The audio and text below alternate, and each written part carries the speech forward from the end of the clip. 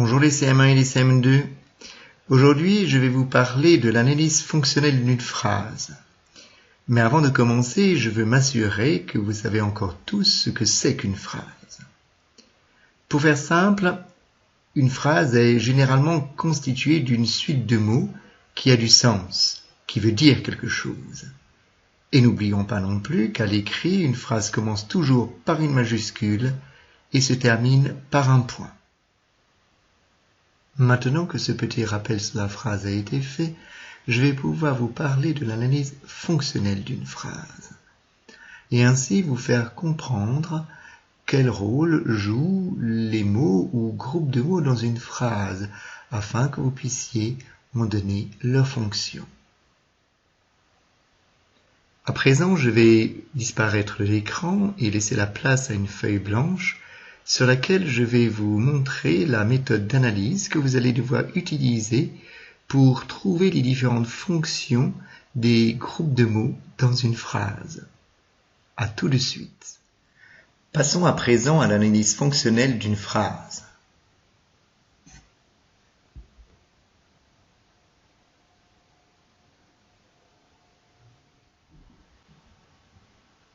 Voici donc la phrase. Hier soir, le maître a rangé les chaussons de Noah qui traînaient sous sa table. Lorsque je fais une analyse fonctionnelle, je cherche toujours le verbe en premier, le verbe étant l'action dans la phrase. Dans cette phrase, c'est arranger qui est l'action. Arranger est un verbe conjugué au passé composé. On reconnaît ce temps à l'utilisation ici de l'auxiliaire avoir et du participe passé en « et » pour les verbes du premier groupe. Une fois qu'on a trouvé le verbe, on va chercher le groupe nominal sujet ou le sujet. On parle de groupe nominal sujet quand le sujet est constitué d'un nom et d'un sujet quand le sujet est constitué d'un simple pronom. Ici, je pose la question, qui est-ce qui plus verbe? Qui est-ce qui a rangé? Le maître. Le maître est bien un nom, donc un groupe nominal sujet. Je souligne donc en noir le maître. Un groupe nominal sujet peut toujours être pronominalisé par un pronom personnel. Ici, le pronom personnel, c'est il. Il au singulier, puisque le maître est un nom masculin singulier. Une fois que j'ai cherché le groupe nominal sujet, je vais essayer de trouver les compléments essentiels. Alors, les compléments essentiels peuvent être de trois types. Le premier type, c'est le complément d'objet direct. Direct parce qu'il est directement relié au verbe. Il se trouve en posant la question « qui ou quoi ?» Ensuite, on a un deuxième type de complément d'objet, le complément d'objet indirect, indirectement relié au verbe, puisqu'il est, entre guillemets, relié au verbe par une préposition. La préposition à, de ou des apostrophes sont celles qui sont les plus usitées, mais il y en a bien d'autres, comme la fameuse petite formule à 2% chez avec dans, qui nous permettent de retrouver facilement les différentes prépositions.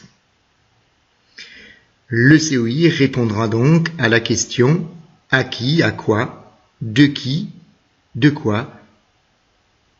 Enfin, un troisième type de complément essentiel, le complément attribut du sujet, qui est toujours placé derrière un verbe d'état, comme être, paraître, sembler, devenir, demeurer, rester, avoir l'air d'un camembert, une bonne façon de les retenir à peu près tous.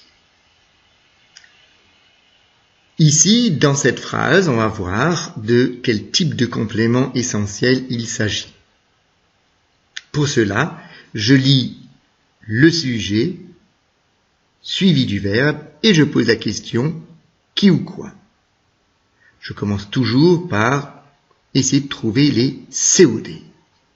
Le maître a rangé qui ou quoi les chaussons de Noah qui traînaient sous sa table. Ici, le complément d'objet est bien un complément d'objet direct puisqu'il est directement relié au verbe. Il n'y a pas de préposition.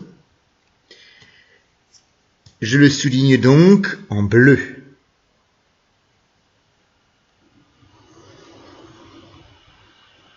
Voilà.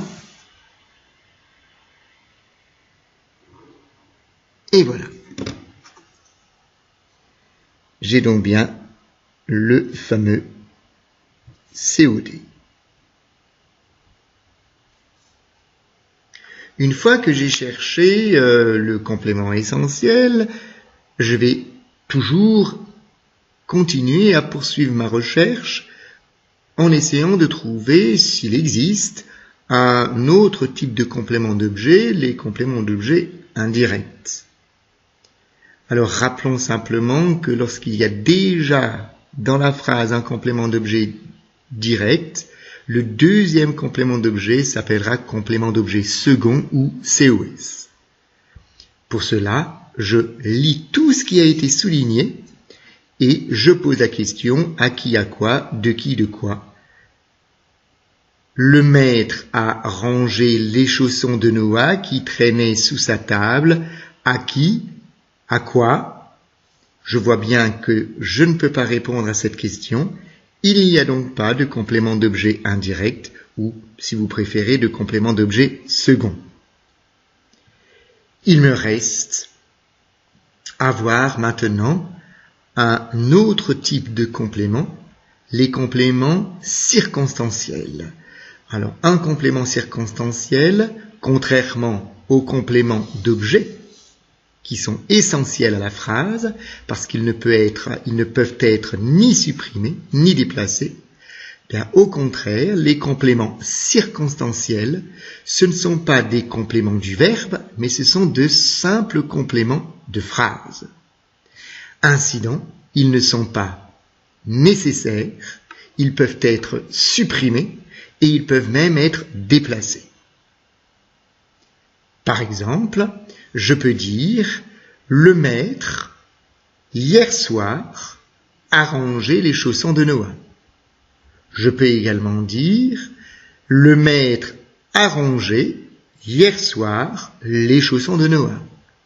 Ou encore « Le maître a rangé les chaussons de Noah qui traînaient sous sa table hier soir ». On voit donc qu'on peut largement les déplacer. On peut également les supprimer sans que ça modifie en rien le sens de la phrase. Lorsque je dis « Le maître a rangé les chaussons de Noah qui traînaient sous sa table », ma phrase a du sens. On voit donc bien que hier soir, ce fameux complément circonstanciel n'a pas une grande nécessité dans la phrase et ne change en rien le sens de la phrase. Alors maintenant, de quel type de complément circonstanciel il s'agit? Pour cela, différentes questions peuvent être posées. Où pour le lieu, quand pour le temps, comment pour la manière, dans quel but pour les compléments circonstanciels de but, parce que, à cause de quoi, pour quelle raison, pour trouver les compléments de cause. On va donc relire tout ce qui a été souligné, le sujet en noir, le verbe en rouge, les compléments essentiels dits compléments d'objet en bleu, le maître a rangé les chaussons de Noah qui traînaient sous sa table, où, je ne peux pas répondre, ce n'est donc pas un complément circonstanciel de lieu, comment, Je ne peux pas répondre à cette question. Ce n'est donc pas un complément circonstanciel de manière. Dans quel but? Je ne peux pas répondre à cette question. Ce n'est donc pas un complément circonstanciel de but. Pour quelle raison? Je ne peux pas répondre à cette question. Ce n'est donc pas un complément circonstanciel de cause. Il me reste, enfin, la question quand, hier soir, je peux répondre à la question et le complément circonstanciel qui s'en dégage, c'est un complément circonstanciel de quand et qui répond à la question quand. Le maître a rangé les chaussons de Noah qui traînaient sous sa table quand? Hier soir. Alors une fois que l'analyse a été faite, on remarque que tout a été souligné. On cherche, je rappelle, dans cet ordre, d'abord le verbe, ensuite le sujet, puis les compléments essentiels, non déplaçables, non supprimables, les fameux compléments d'objet ou compléments attributifs lorsqu'on a un verbe d'état, et enfin les compléments de la phrase, les compléments circonstanciels en dernier lieu. Voilà, l'analyse de cette phrase est terminée. Vous voyez que ce n'est pas plus compliqué que cela. Avec un petit peu d'entraînement, vous devriez parvenir sans aucun problème à analyser correctement les différentes fonctions d'une phrase. Prenons à présent une deuxième phrase que l'on va essayer d'analyser de la même manière que la première.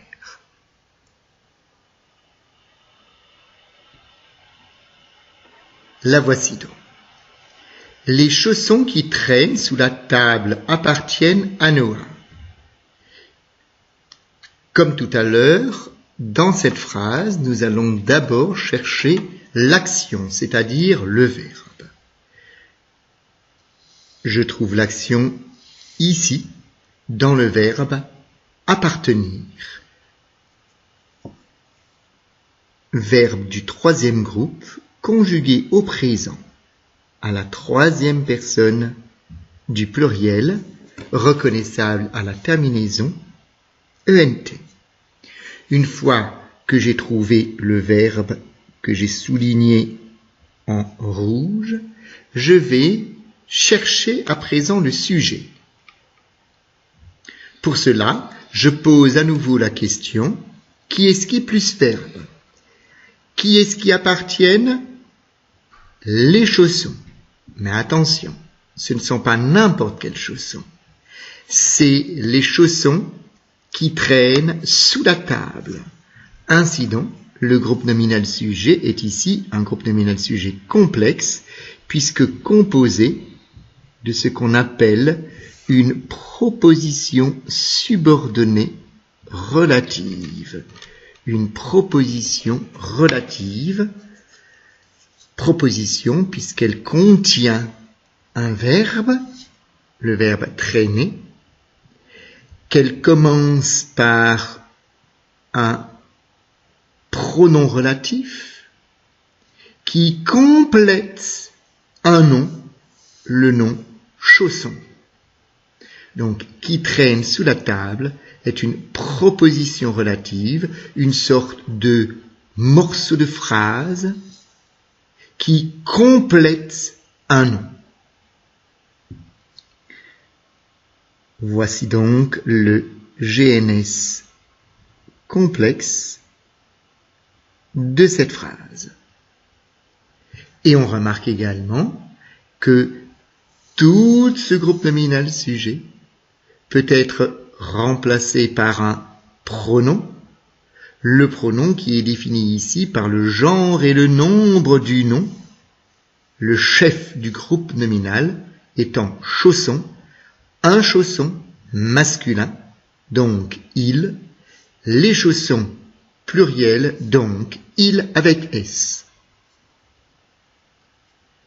Je cherche à présent les compléments essentiels, les fameux compléments du verbe qui appartiennent au verbe et qui forment avec lui ce qu'on appelle un groupe verbal. Voilà, le groupe verbal appartiennent à Noah.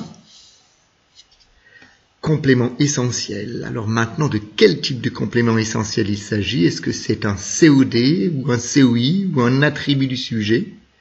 Alors, on élimine l'attribut du sujet puisque ce n'est pas un verbe d'état. Appartenir n'est pas un verbe d'état. Est-ce que c'est un complément d'objet direct? Je regarde derrière le verbe. Ah, j'ai une préposition. À de par pourcent, chez avec dans. A avec accent est une préposition. Donc, ce n'est pas un complément d'objet direct. Il me reste le complément d'objet indirect. Je vais donc poser la question à qui, à quoi, de qui, de quoi, pour voir si ça répond bien à la question. Pour cela, je lis tout ce qui a été souligné, le sujet et le verbe, et je pose la question à qui, à quoi, de qui, de quoi. Je m'exécute. Les chaussons qui traînent sous la table appartiennent à qui, à quoi, de qui, de quoi. Ici, à qui fonctionne très bien. Je vais donc entourer la préposition et souligner en bleu Noah. Et cette fois-ci, je ne suis pas en présence d'un complément d'objet direct, mais d'un complément d'objet indirect, puisque indirectement relié au verbe par une préposition.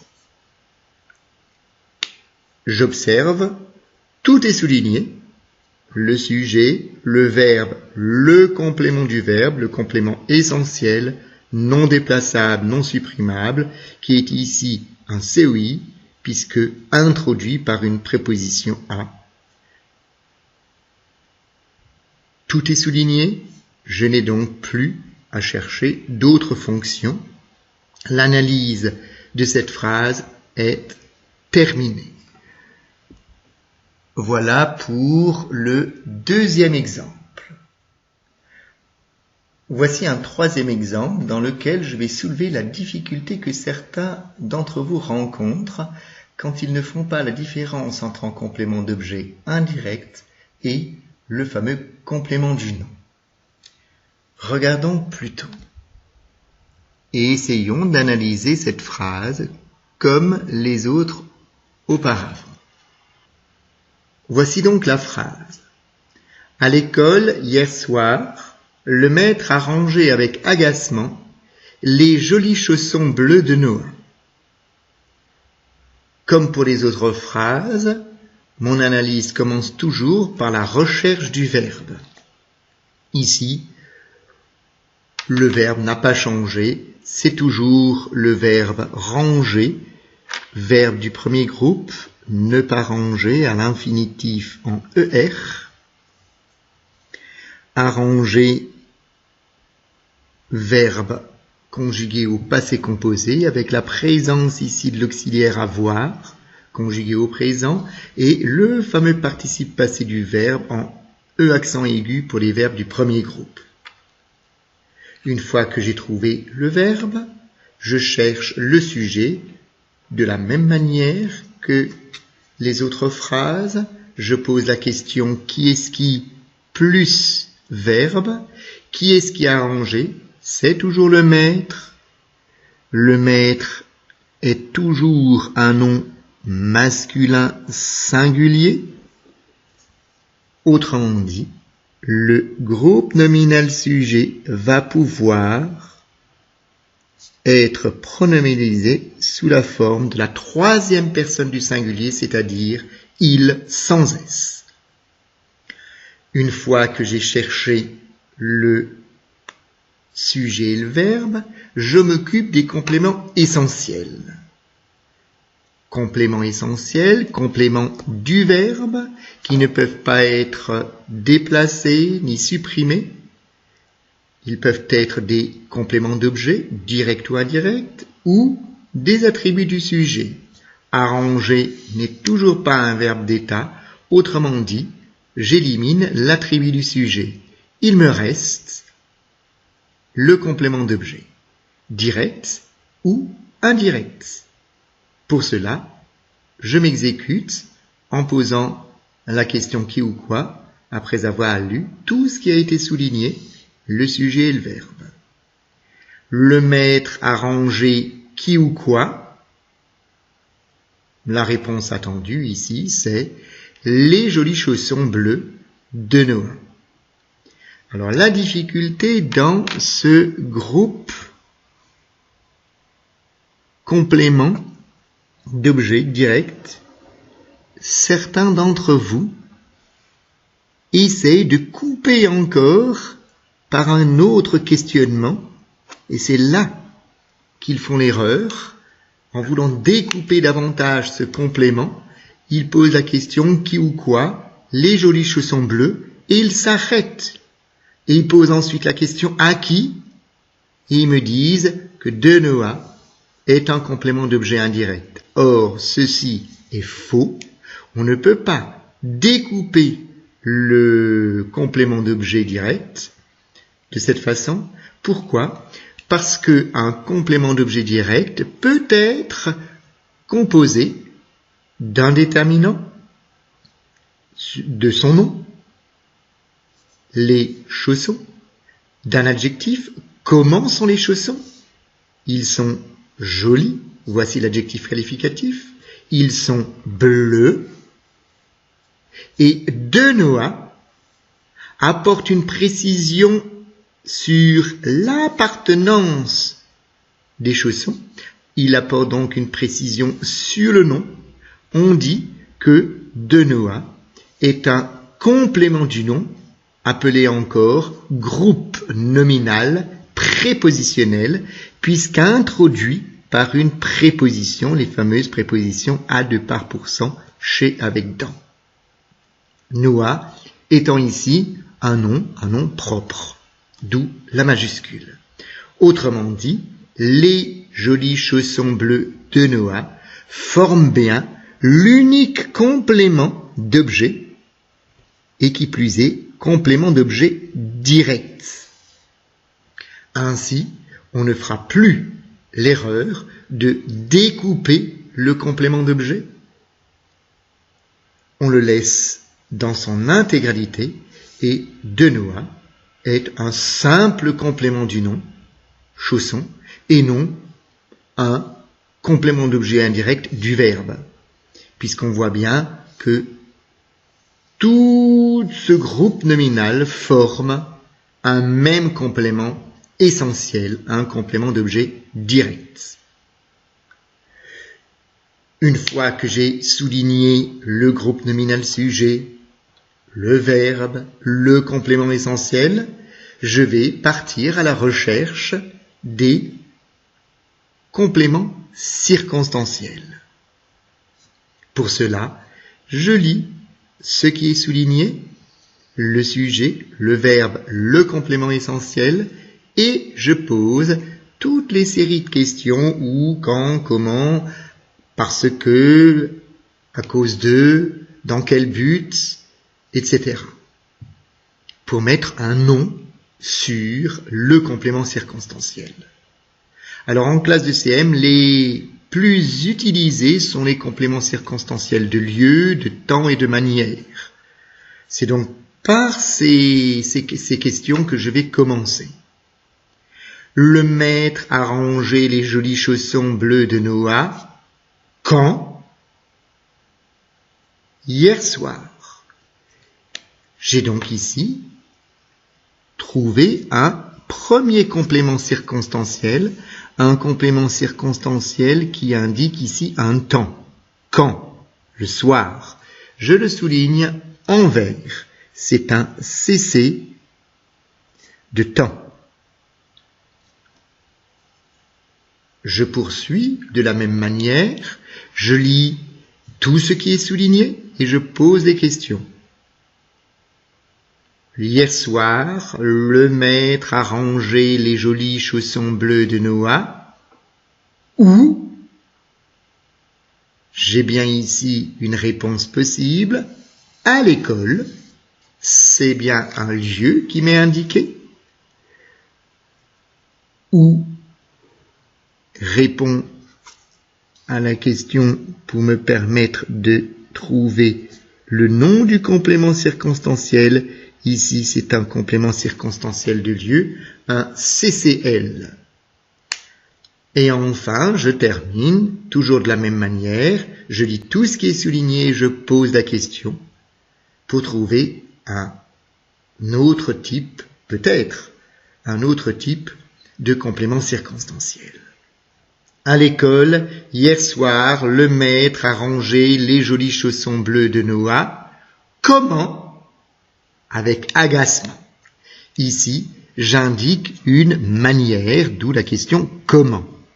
C'est donc encore un complément circonstanciel qui m'indique une manière, je le souligne en vert et je note CCM pour manière. Je vérifie bien que ce sont des compléments circonstanciels. Pour cela, je sais qu'ils sont supprimables. Je vais donc les supprimer. Voilà, je les cache. Et je lis la phrase. Si la phrase a du sens, c'est bien des compléments non essentiels que je peux supprimer. Le maître a rangé les jolis chaussons bleus de Noah. C'est bien une phrase qui a tout son sens et qui garde tout son sens d'origine. Autrement dit, à l'école, hier soir, avec agacement, ce sont bien des compléments circonstanciels. Ils peuvent être supprimés. Voyons s'ils peuvent être déplacés. Je m'exécute. Le maître, hier soir, a rangé, avec agacement, les jolis chaussons bleus de Noah à l'école. Ils peuvent être déplacés. Ils peuvent être supprimés. Autrement dit, ces trois compléments sont bien des compléments de phrase tout à fait inutiles qui apportent simplement une information, des précisions sur la phrase, mais qui ne modifient en rien le sens de la phrase. Voilà, l'analyse de cette troisième phrase est terminée. Vous voyez qu'avec de la méthode, on arrive toujours à trouver les fonctions des différents groupes de mots dans une phrase. À vous maintenant de vous entraîner pour parvenir sans grande difficulté à trouver les différentes fonctions que vous devez analyser dans n'importe quel type de phrase. Bonne chance!